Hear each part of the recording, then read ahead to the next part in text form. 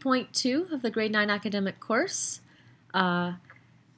Really your first note that you should be doing for homework, and this is how the notes always look, and this is how they sound, and we also excuse me, almost always have this is Charlie, who's my pug, and I keep a picture of him in my notes all the time because I do these videos at home, and when I do these videos at home, I like to have someone to talk to, and it's always Charlie. Charlie's sitting right here beside me. He's actually sleeping, which I'm sure you're not, and you wouldn't want to sleep during this very thrilling explanation of exponents that's coming up. But anyways, here he is, a picture of Charlie in his tie, so he's dressed formally for his first math lesson. Okay,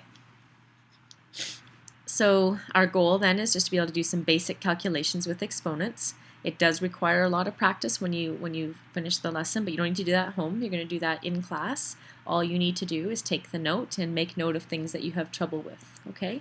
And that, put check marks beside stuff, and then you can be reminded of everything when you get to school tomorrow. First, the language of exponents. This, of course, the 3 and the little 4 are, when we think of exponent, that's what it looks like. Proper word is this whole piece is called a power. The little bit is called exponent, and the big number is the base. So the little number is the exponent. And if I was going to say this in words, I would say 3 to the power 4. And if I was going to write it as another way of expressing this as a number, would be 3 times 3 times 3 times 3.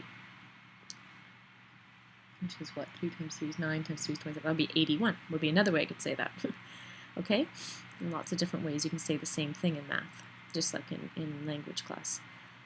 Okay, as we get going, you're going to have to really keep in mind something I know you've learned in elementary school, excuse me, which is BEDMAS. Brackets, exponents, divide, multiply, add, subtract, which means the E, of course, is exponent.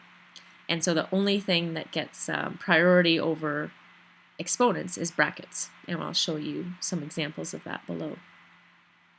Again, if I go too fast, just stop, pause the tape, and finish your writing before you continue. Okay, in this example, identify the exponent, base, and evaluate. So I have split by the dashed line two very similar and easily confused examples, and I hope that by the time I finish explaining it, you understand why they're not the same. Negative 3 to the 4 or negative 3 to the 4. The difference between these two, and of course you can look down at the answer and say that the difference is the answer, but the reason that the answer is different is because of BEDMAS. When you have a negative sitting in front of a number, that's kind of like it's kind of like a multiply. It's kind of like I'm taking this 3 and I'm multiplying it by -1 to make it negative 3. And because when you think of BEDMAS, exponents come before multiply, when you expand this to represent, the fact that it's 3 to the power 4, you just have the negative just sitting there, and you don't deal with that negative until after you've done all the multiplying, like all the 3 to the power 4 part. Okay, the base is just 3, right? This negative is like a separate operation, independent of the exponent. The exponent's 4. So when you do it, you go 3 times 3 times 3 times 3, and that turns out to be 81, and then you've got the negative you stick in front. You still have this negative is really just this negative, which is this negative. Over here, different story because of BEDMAS. Brackets come first, and because that's true, the base is everything inside the bracket, which in this case is the full negative 3. And that changes the result because negative 3, exponent 4, negative 3 times negative 3 is positive 9. Positive 9 times negative 3 is negative 27. Negative 27 times negative 3 is positive 81. So two things that look the same, but because of BEDMAS, they're not. Here's some funny examples funny, not haha funny, but they're examples you see a lot. And you'll see them throughout the course in different ways of doing them. But essentially, it's giving you an expression, an algebraic expression, using variables, and asks us to substitute in the numbers, where a is 1 and b is negative 2, and solve. And that says identify the exponent and the base. So ab to the 4th, the exponent is easy, that's the little number, that's the 4. The base is just b. The base is, because these two are multiplied, right? that comes, it's sort of second priority over the exponent. So the base is just the number with the 4. So it looks like this. I substitute in 1 for A, right here. I substitute in -2 for B, and then I have this exponent. And so when I evaluate it, I have to do the exponent first. Now, because I chose 1 for A, it kind of makes it a shaky example because I can take the 1 out anyway, because 1 times anything is just anything. 1 times 6 is just 6. 1 times 4 is just 4. So I could have the 1 still written here, but it's sort of a redundant thing to have. So when I evaluate it, then I just go -2 times -2 times -2 times -2. So -2 times -2 is +4, times -2 is -8, times -2 is 16, +16. Okay? This example, however, truthfully, as far as the exponent and the base, they don't change, right? The exponent's still 4, the base is still just the b, right? That's the same. But now I've got this, I'm just multiplying it by 1/3 of a, or a times 1/3, which are synonymous. So when I substitute in my numbers, I've got a is 1, right? That's there. 1/3 is still there.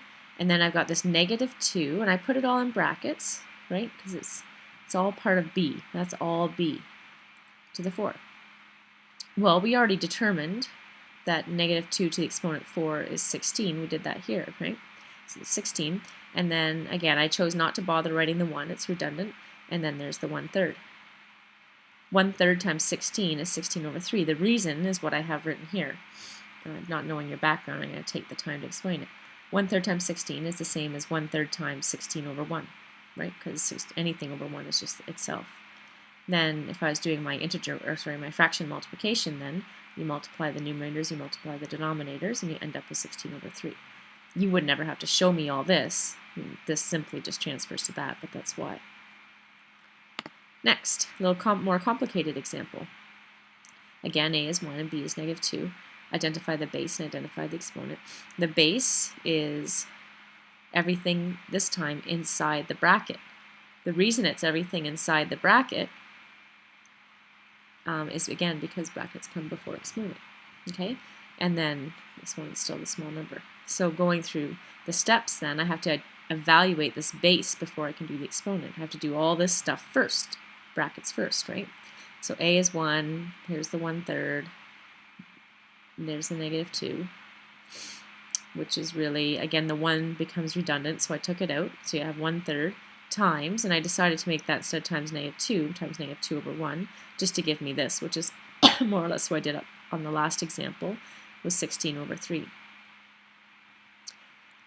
So now I've got -2/3, all exponent 4. Here's something you may not have known before, but now you do, that if you have a numerator and a denominator all in brackets, like a fraction, and it's to an exponent, you can evaluate it by taking the numerator, putting it to that exponent, and the denominator to that exponent.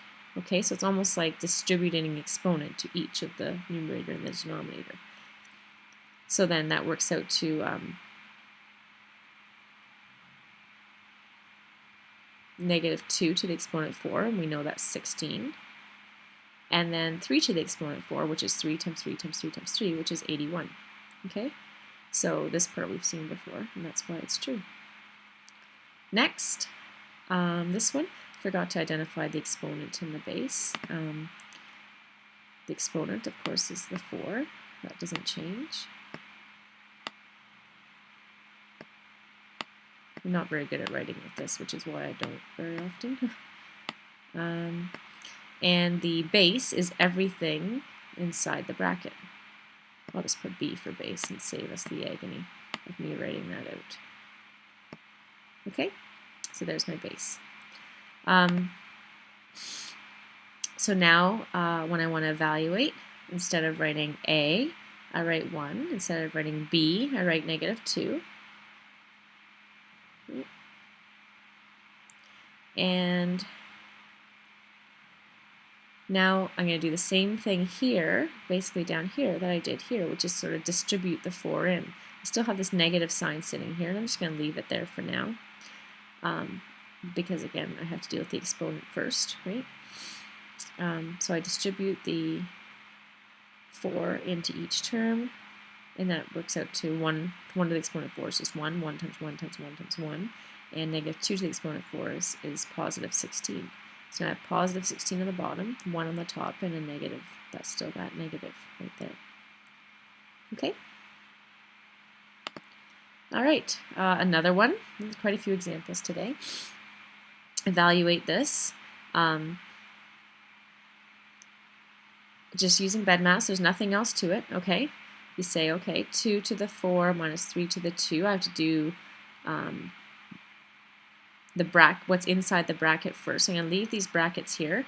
I'm going to evaluate inside the bracket. So 2 to the 4 is 16 minus 3 squared, which is 9, minus, and then I've got 4 cubed is 4 times 4 times 4, which is 4 times 4 is 16 times 4 is 64, plus negative 2 to the exponent 5 is negative 32. Just the reason is negative 2, so I wrote it out 1, 2, 3, 4, 5 times. So the first time I go from negative 2 times negative 2, that's positive 4, times negative 2 is negative 8, times negative 2 is positive 16, times negative 2 again is negative 32. So all this is negative 32. Then just following BEDMAS, 16 minus 9 is 7, minus whatever's in this bracket, 64. Remember I told you plus minus, right? It's just a minus. 64 minus 32. So now I can go, that's just 32, right? 64 minus 32. So then you have 7 minus 32, which is minus 25. So really just working with BEDMAS in this particular example. All right. Here's a weird one. You might need to pause the tape on this one. But when we talk about half-life, this is just me showing an application of where we use exponents, and where you might see some questions with exponents later on. It's the time it takes for a substance to decay to 1/2 its original amount. So, you know, every chemical and element that exists has a half-life. It's just that depending, some are faster than others, and some are more easily measurable than others.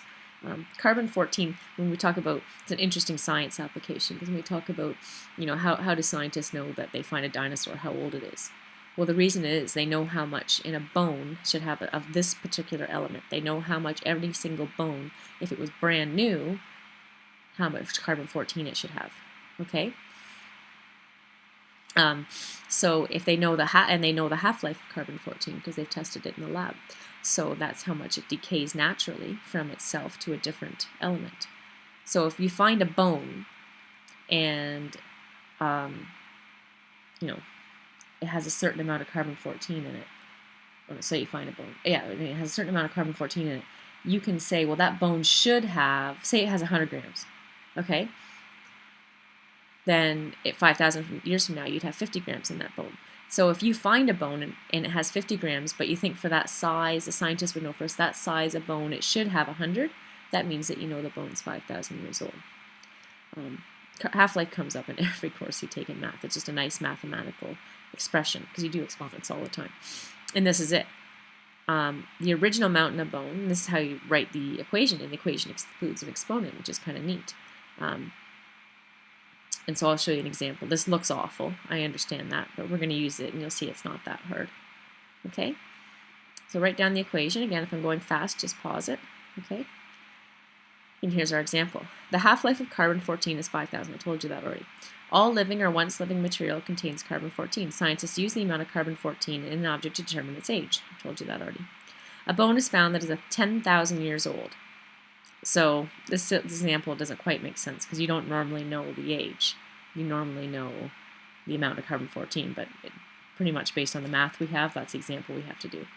Scientists would expect that bone to have 500 grams of carbon in it when it was part of a living animal. So how many half-lives is the bone? So they say the carbon-14 is, the half-life is 5,000. If for some reason they know that it's 10,000 years old, it's 2 half-lives old, right? 1 half-life is 5,000, it's 10,000, it's 2 half-lives. And then it says write an expression. So I wouldn't expect you to come up with this expression on your own without knowing this. Okay? But because we know the original amount, scientists would expect it to have had 500 when it was part of a living animal. So that means that 500 has to be the AO, and then you've got 1/2, and then N is the in the number of half-life periods. And then it says how much carbon-14 is present in the bone right now. So you would just put in n equals 2, and you could put that in your calculator and solve, because we say it's 2 half-lives old. The other way to do it is just say, if you know it's 2 half-lives old, and it started with 500, so the first time, after the first half-life, it would be 250, and after the second half-life, it'd be 125. Anyways, if you get a bit of trouble with that, that's okay. It's not the most important thing we do, but it is an application of using exponents, where you have to actually use it in a real-life situation. Okay, and if you have any questions, just write it down, and other than that, we're done.